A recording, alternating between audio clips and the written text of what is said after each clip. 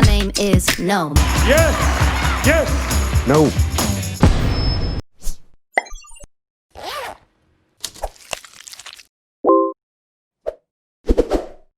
Be it in movies or in serials or in fact real life, after taking birth as a people pleasers, we humans are told to respect others, say yes for all the shit things ordered by our so-called elders, relatives and even neighbors. Inside our heart, we want to say a big no. It's a simple fact that you can be never productive if you take on too many commitments. You simply spread yourself too thin and will not be able to get anything done, at least not well or on time. But requests for your time are coming in all the time, through phone, email, messenger, in person or by yourself. To stay productive and minimize stress, you have to learn the art of saying no, an art that many people have problem with. What's so hard about saying no? Well, it can hurt, anger or disappoint the person you are saying no to, or you may lose control, and that's not usually a fun task. Second, if you hope to work with that person in the future, you will want to continue to have a good relationship with that person, and saying no in the wrong way can jeopardize that. But it does not have to be difficult or hard on your relationship. Here's how to master the art of saying no. Value your time. Know your commitments and how valuable your precious time is. When someone asks you to dedicate your time to a new commitment, you'll know that you simply cannot do it. And tell them that I just cannot right now. My plate is overloaded as it is. Know your priorities.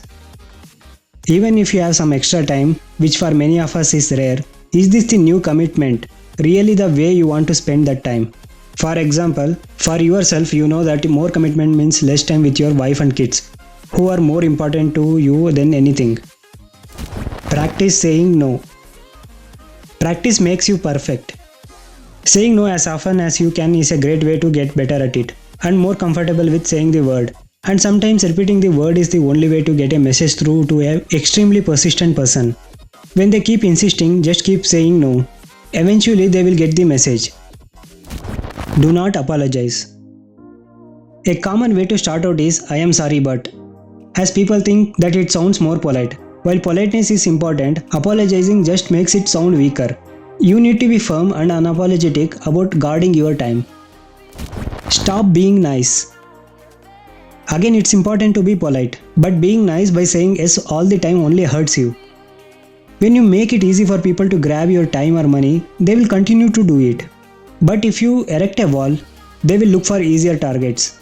Show them that your time or money is well guarded by being firm and turning down as many requests as possible. Say no to your boss. Sometimes we feel like we have to say yes to our boss. They are our boss, right? And if we say no, then we look like we cannot handle the work. At least that's the common reasoning. But in fact, it's the opposite. Explain to your boss that by taking on too many commitments, you are weakening your productivity and jeopardizing your existing commitments. If your boss insists that you take on the project, go over your project or task list and ask him or her to reprioritize, explaining that there's only so much you can take on at one time. Preempting. It's often much easier to preempt requests than to say no to them after the request has been made. If you know that requests are likely to be made, perhaps in a meeting, just say to everyone as soon as you come into the meeting, look guys, just to let you know, my week is booked full with some urgent projects and I won't be able to take on any new requests. Get back to you. Instead of providing an answer then and there, it is often better to tell the person you will give that request some thought and get back to them. This will allow you to give it some consideration and check your commitments and priorities. Then if you cannot take on the request, simply tell them, after giving some thought and checking my commitment, I won't be able to accommodate the request at this time. At least you gave it some consideration. Maybe later. If this is an option that you would like to keep open, instead of just shutting the door on the person, it's often better to say, this sounds like an interesting opportunity, but I just don't have the time at this moment. Perhaps you could check back with me in 30 minutes. Bonus tip, saying no to yourself. Be it an urge to eat junk food, or even to buy an unwanted expensive thing, or even a high temptation to talk to your ex, saying no to yourself is very important. When these thoughts arise in your mind, think for a second what complications it will create later.